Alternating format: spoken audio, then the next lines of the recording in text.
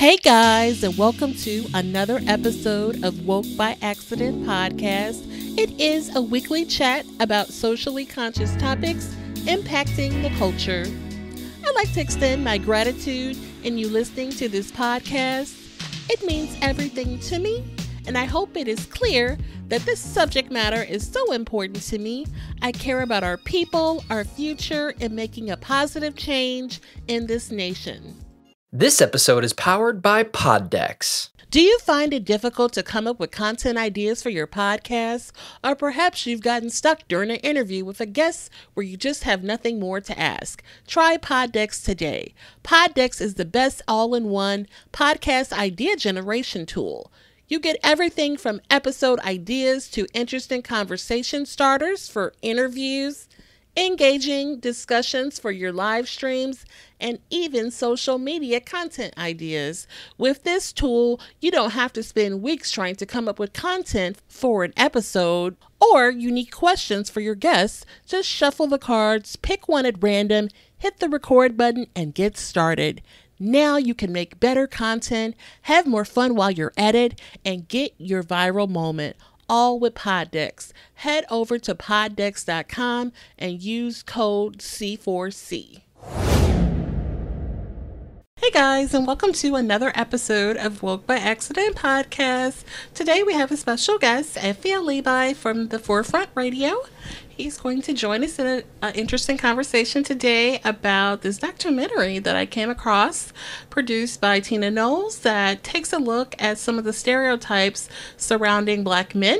Welcome to the show, Aphiel. Thanks for having me. I appreciate talking about this discussion and getting into this great dialogue. Definitely glad to have you here. And so the narrative that Black men are dangerous, this seems to have been a part of American society for a very long time.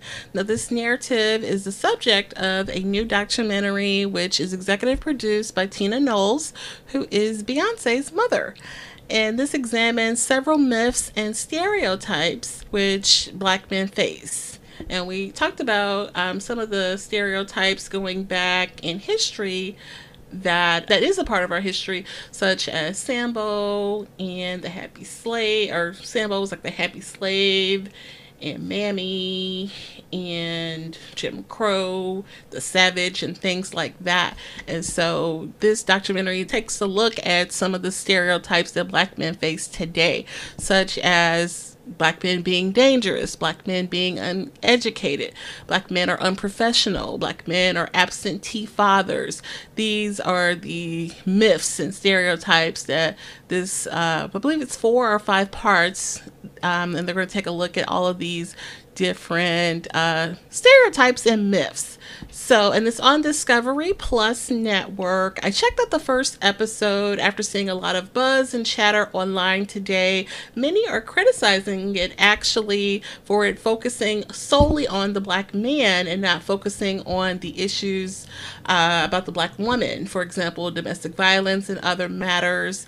And while I understand the concern, I feel that there's room in the conversation for all of these matters. I feel that this topic is worth attention, especially in light of recent cases such as the Ahmaud Arbery and DeMontario Gibson situation, which we had a young man who was a FedEx driver attacked by a copycat Ahmaud Arbery situation, father and son attacking this young man in Mississippi. So cases like that where Black men are being singled out and targeted, if you will, and felt like they don't belong in the neighborhood and things like that. This is why this type of documentary is appropriate, I feel.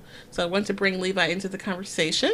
Definitely. When it comes to this discussion, it's very important for us to understand and recognize the false stereotypes, the myths, as well as the ideological thoughts of men that produce these false narratives. For example, the movie that came out that was one of the first primary movies of the United States was a movie by the name of Birth of a Nation.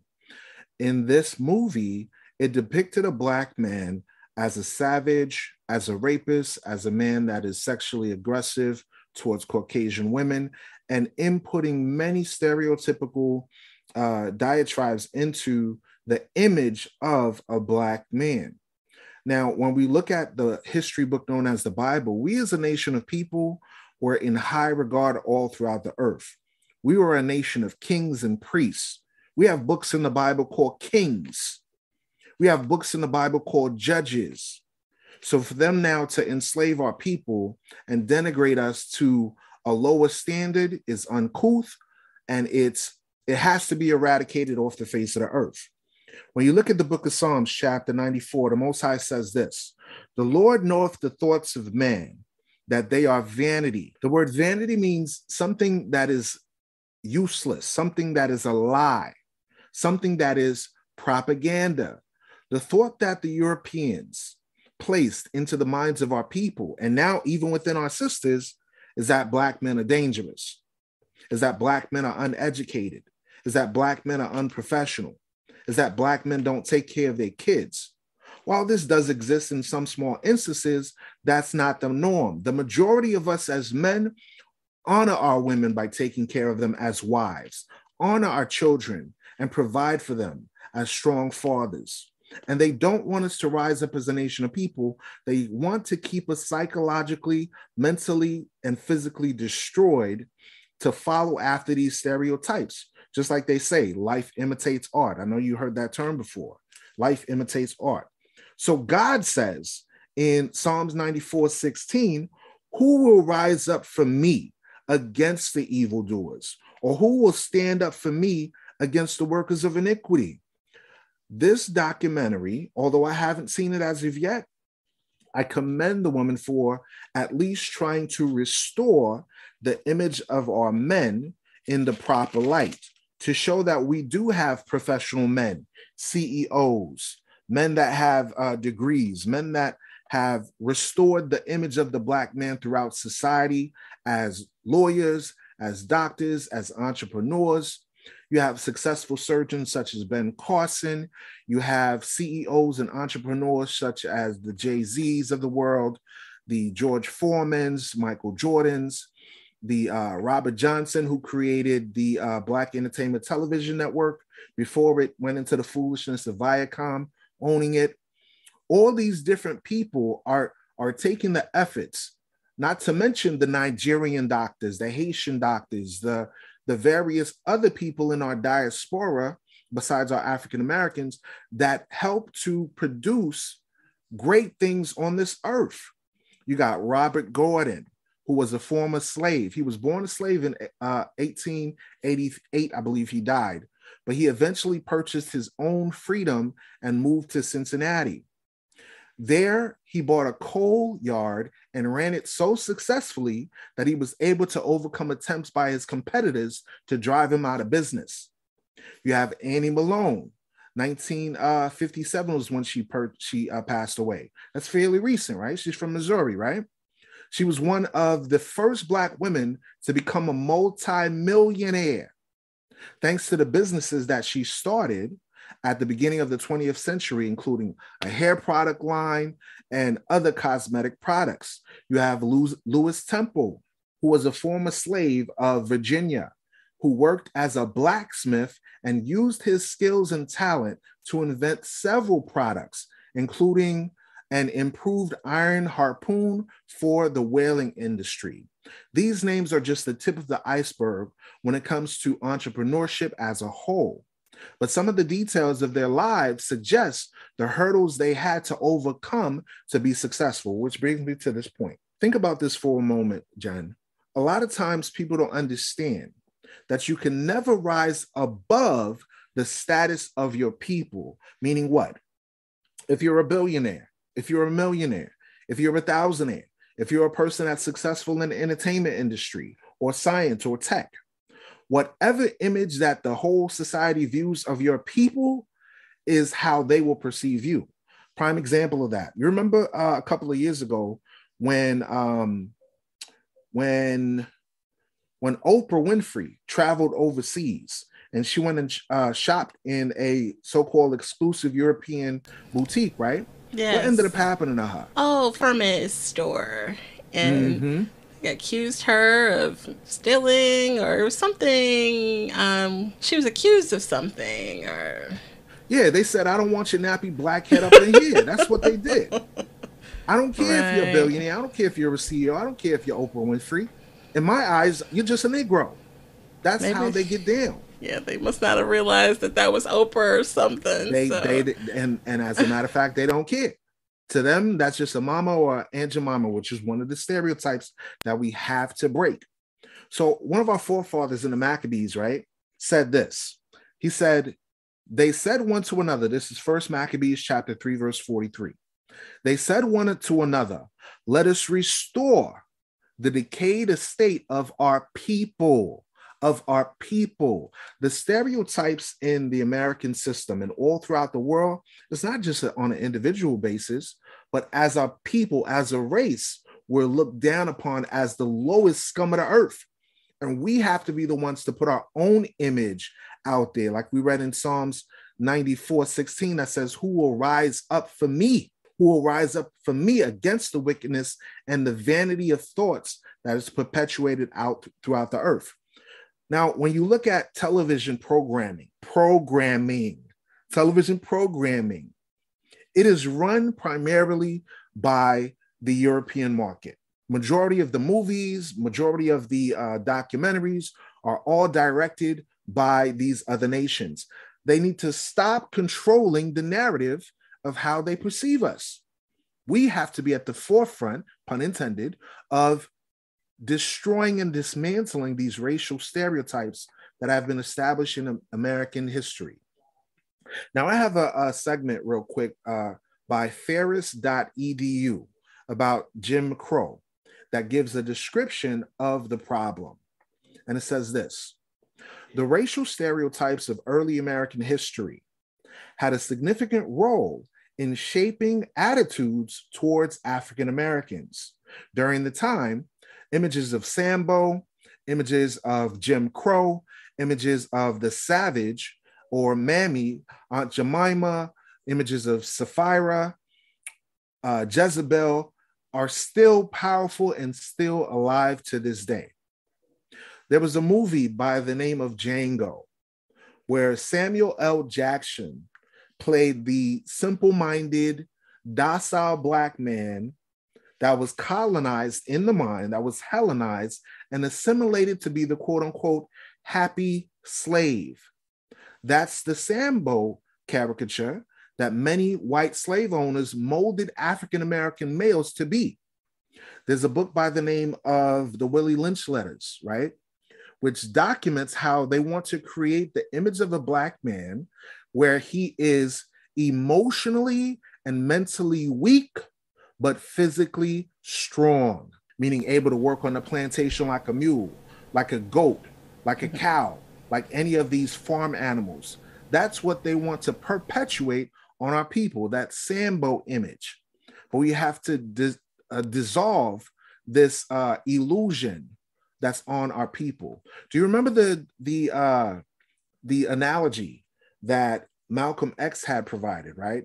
Of the house slave versus the field slave, how the field slave wanted to fight for liberty, wanted to resist oppression, wanted to deliver the people and bring them to a better light in society, right?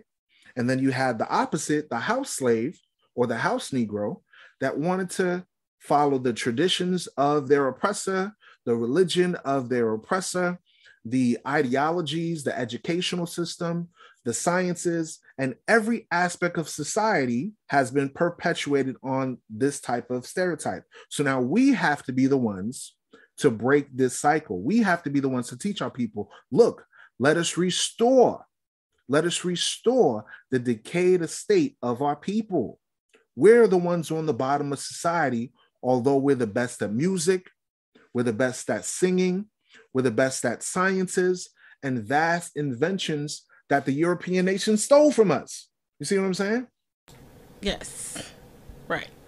Definitely. And I don't know if you've heard that some people dispute that the Willie Lynch is myth or not actual I know I remember learning that from a teacher in school, but I know many years later someone said it wasn't actual, or I guess factual. But I guess even if it wasn't, the information in it, like the things that separate us, that's based on information, that was apparent and real during slavery. So Exactly. yeah. In order to dominate over an entire group of people, you had to set up some sort of playbook. You see what I'm saying? There's no Right. way that you can enslave an entire race of people where you have two or three Caucasian weaklings and you have 500,000 slaves sitting there scared of that one man or that Yeah. two or three people with guns and not rise up against them. So when you think of the Willie Lynch letter, the making of a slave is what it's called. It was a speech delivered by Willie Lynch to an audience on the bank of the James River in Virginia of 1712, I believe, regarding how to control slaves within the colony. Think about this. What was the method that they used to control us? They used religion with the influence of a white Jesus, when we know the Bible teaches that Christ is black. They used education. How? Withholding us from the ability of being able to read nor write. So the making of a slave is eventually, it has to be true because the speaker Willie Lynch is a man that literally existed and said to have had been a slave owner in the Caribbean islands, in the West Indies, right? And was summoned to Virginia in 1712, in part due to the several slave revolts in the area prior to his visit, and more so because of his reputation of being an authoritarian and strict in oppressing the people as a slave master. The Willie Lynch letter itself is an account of a short speech that he gave that tells other slave owners, here's how you run these Negroes. Here's the secret of controlling and enslaving these Israelites. Here's how you set them up and make them one against another. Now, I got to ask the question, Jen, do we see these things happening today where you have Black folks that's against each other? Oh, yeah, definitely. Like, I think it even spoke to, creating dissension within the slaves, pitting the light skin against the dark skin. How many conversations do we see on Clubhouse about, the light skin versus, and people are still having those debates and to this day. So, and that started way back then. So, definitely, all of that is still relevant. Yes, all that relates to post-traumatic slave syndrome. All our people have colorism that they have to deal with, feminism that was created by the CIA.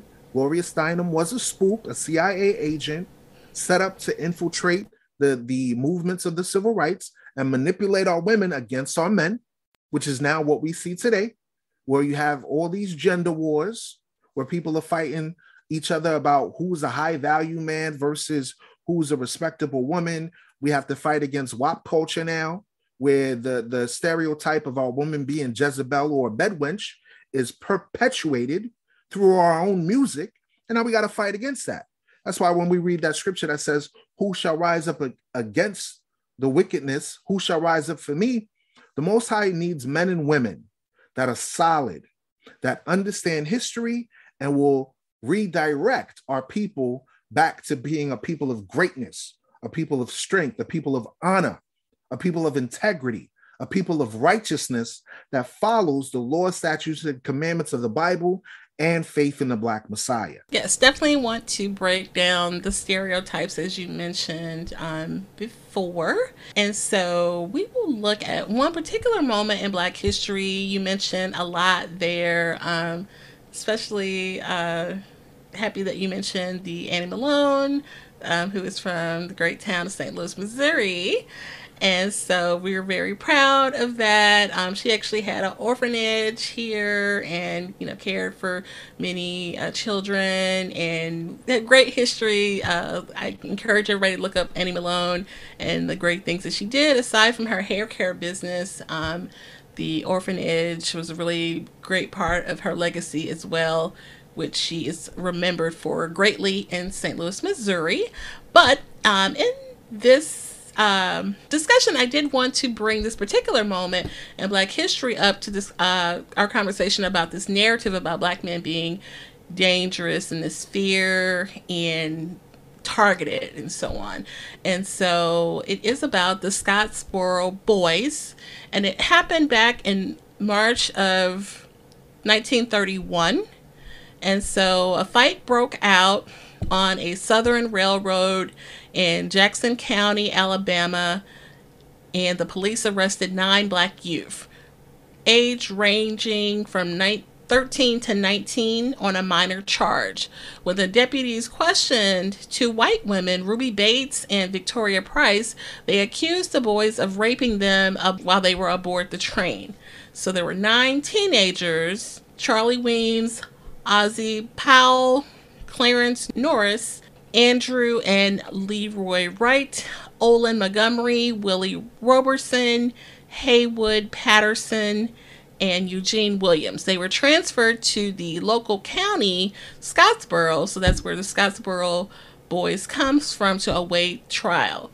Now, 4 of them had known each other before the arrest, and news had spread across town of the alleged rape, a highly inflammatory charge given the Jim Crow laws in the South.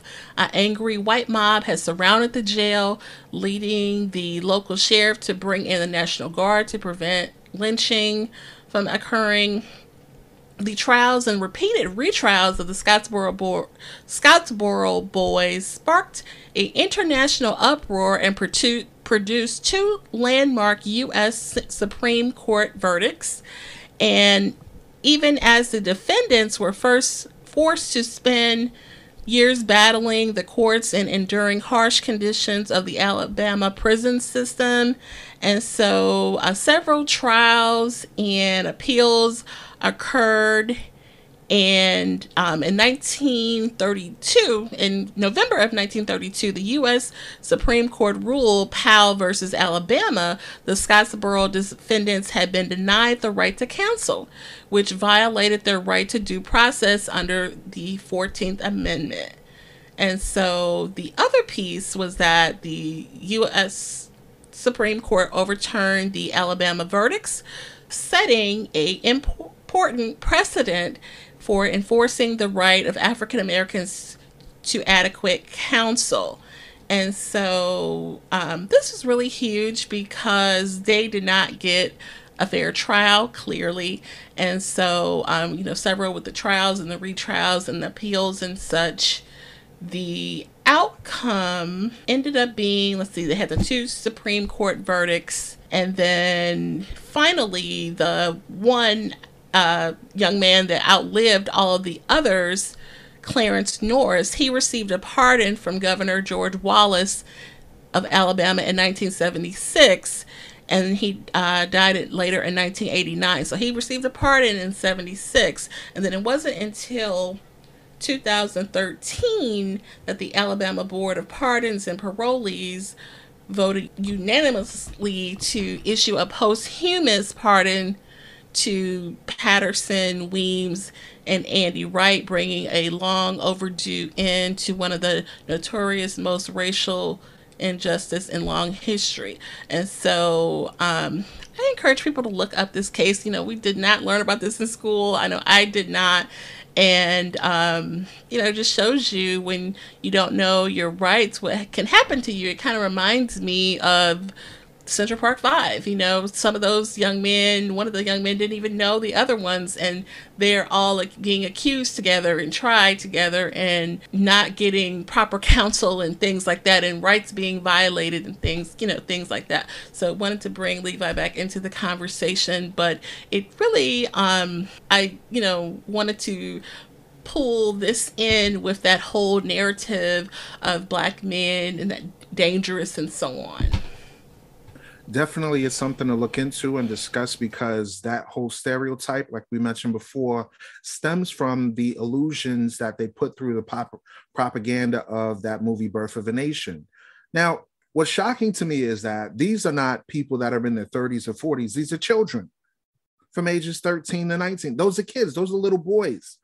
And some flapjack Karen from back in the day wants to accuse them of raping. So now, historically speaking, let's get the facts, right? You have a stupid movie from Disney about Pocahontas, right? Pocahontas was abducted and raped by European colonists. It wasn't this fanciful story of her being in love, and she was a slave woman that was enslaved by the oppressor and raped, right? Argyle threatened to destroy her village if she didn't willingly board his ship. Pocahontas had to give her baby before going onto this ship. During her captivity or slavery, they repeatedly raped her, which made her depressed and secluded. This is the facts of history, the history of yesterday, that they leave out of your Disney Channel, that they leave out of the History Channel, okay? Men, as strong Black men, we honor and respect our women. It is rare that you have instances of this happening. It's a small percentage. It does occur, but a majority of our men take care of their wives, take care of their kids.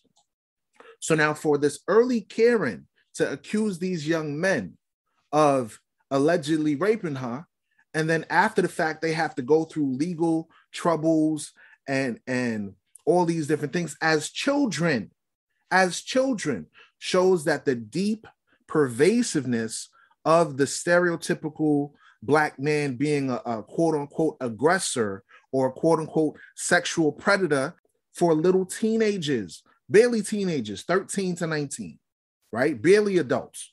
So now in the Bible, it talks about how this system of governance lurks against our people. Watch this.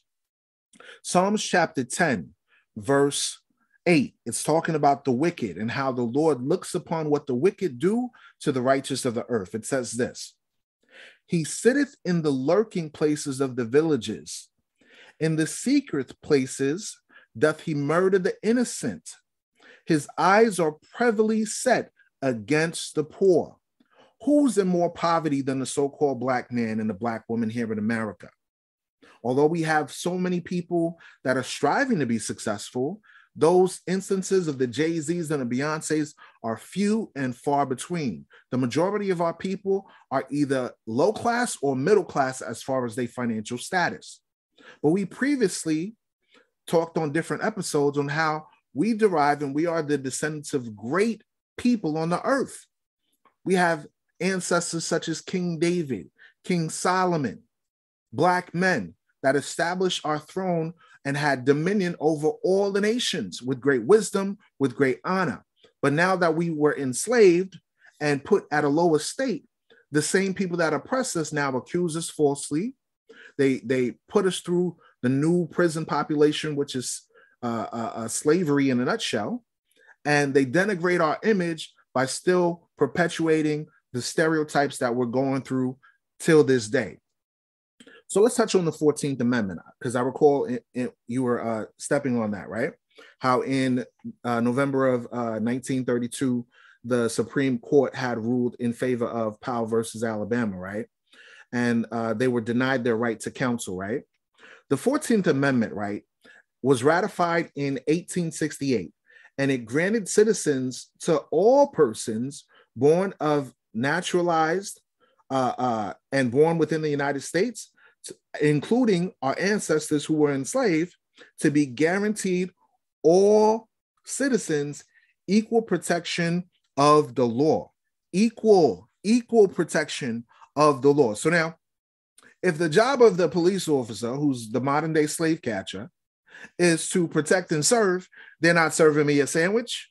They're not protecting me from black on black crime, nor white on black crime. So what exactly is their job? Their only job and purpose is to convict you of a crime, to prosecute you of an alleged crime, okay? There's no equal protection when you have to drive down the road and you're in fear for your life of getting pulled over and somebody mistakenly taking their taser and saying, oh, oops, it's not a taser, it's a gun, I'm gonna blow your freaking brains out. No. So the Bible is a true book. It says, referring to the wicked, he sitteth in the lurking places of the villages. So you're driving through the city, right? Imagine this. You're going 30 miles per hour. You're going 30 miles per hour, the speed limit says 25 mph. Just for you going 5 miles above the speed limit, you get pulled over. As you get pulled over, you say, I have my seatbelts on, I'm good. I have my license on me, I'm good. Okay, I have all my paperwork and documentation. Show me your papers, like Nazi freaking Germany. The police comes to your door. Get your hands up, get your hands up. My hands are on the steering wheel, sir. Calm down. I'm listening to all your instruction. Get out of the vehicle, get out of the vehicle. These are the things that we have to deal with. And next thing you know, you have stories such as the George Floyd incidents, Ahmaud Arbery, and other Black men that are persecuted by those that are lurking in the village. In the secret places, these individuals murdered the innocent. The Bible is a true book. So if the 14th Amendment is supposed to give us equal protection of the law, the Bible says that the soul that's within America is not right. It ain't right, because they say one thing, but their actions prove louder than their words. Good point. Good point. Definitely a good message there. And yeah, I mean, the 14th Amendment, yeah, you covered a lot there. That was a lot. So, what are some of the ways that we can move past these stereotypes in the community? In order to resolve this, we have to restore the decayed image of our people, right? Mm-hmm. When you look at Genesis chapter 1 and Genesis chapter 2, it talks about the creation of the first Black man and Black woman, Adam and Eve, right? It says that the God of creation, right, the Most High, said to make man in our image. If we as a nation of people conduct ourselves with honor, dignity, and respect, right, for one another and for our women and our children, we will know that we, in fact, are made in the image of God Almighty. We were created to have dominion over this earth. We were created to be the head and not the tail.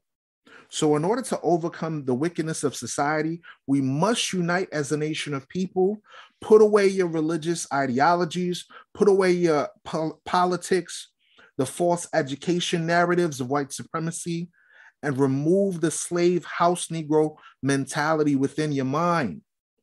You are not a Negro. You are chosen. You are special. You are unique. You are different, as it is written in Deuteronomy chapter 7, verse 6. And let's read that briefly. Let's read that briefly, because the Bible describes how God sees us, not how the wickedness of society sees us, not how Babylon the Great here in America sees us, but this is how God Almighty sees us. Deuteronomy chapter 7, verse 6, referring to the children of Israel. For thou art a holy people. What does the word holy mean, Jen? What do you think the word holy means? So it makes me think of being pure or something that you revere. Yes, exactly. Something revered. Mm-hmm. Holy means separate. It means different. It means unique. Not the same like everybody else. That's how God created us to be. The way we shape our hair with braids and the coils of the locks and the different styling techniques that we do just for our hair alone is vastly different than all across the earth. Most people on the earth just wear their hair down and that's it. Or they wear their hair up and that's it. But what other nation of people is separate, is different, is unique in just their hairstyles alone? In the vocal patterns of how we sing, the beats of how we make our music, the education of how we think when we do math, when we do science, when we illustrate the vast richness of poetry and art. It's vastly different than all the peoples of the earth. Let's read the verse again. It says, for thou art a holy people unto the Lord thy God, which shows you that God is not the God of everybody. The God of the Bible is the God of the Israelites. The Lord thy God hath chosen thee to be a special people. So now I'm going to ask you a question, Jen. You chose the man that you're married to, right? He's special to you.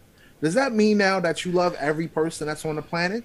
No, not in the same manner. Exactly. Not in No. the same way. So God may have created all these nations on the earth. Yes, God created all beings, but there's a particular group of people that he says, you know what? You mean the world to me. Just like you say to your husband, no matter what situation that happens, honey, you mean the world to me. That's how God feels about us. He says, you are chosen, you are special unto himself, meaning I secluded you out of all the nations of the earth. I specifically chose you to be a nation of priests, to be a nation of kings, to have rulership with the Messiah in the last days. That's what God set us up to be. Not niggas, not coons, not spics, not all these derogatory stereotypes. We were made to be honor. We were made to be gold tried in the fire. You see what I'm saying? So when you read in the Bible, John 3:16, for God so loved the world that he gave his only begotten son, who meant the world to God? Who did God love in the past?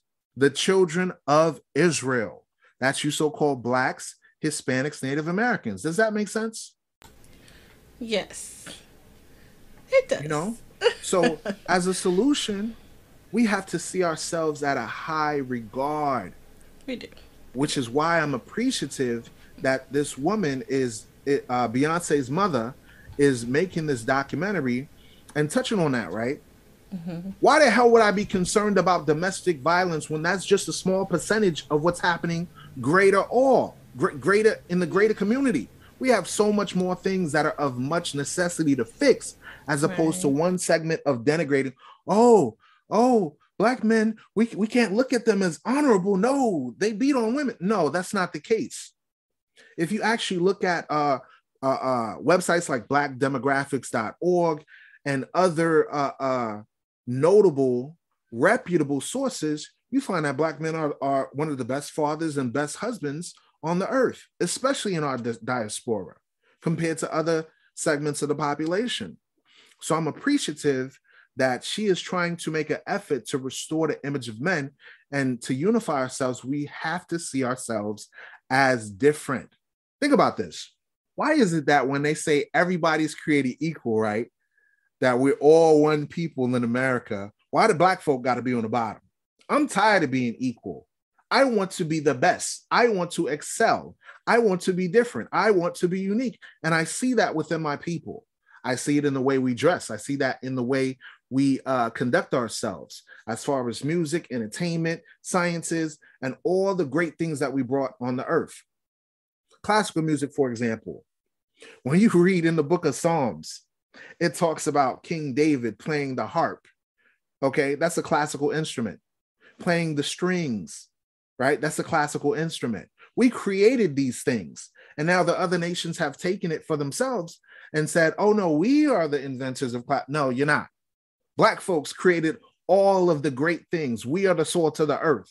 Without this earth, society would not exist. The sun and the moon and the stars would not exist without the children of Israel. This whole entire planet, Jen, would be bland as hell if we wasn't on it. I know. I get it. Definitely. Yeah, I agree. I definitely find value in changing the narrative, and I think that is, key to,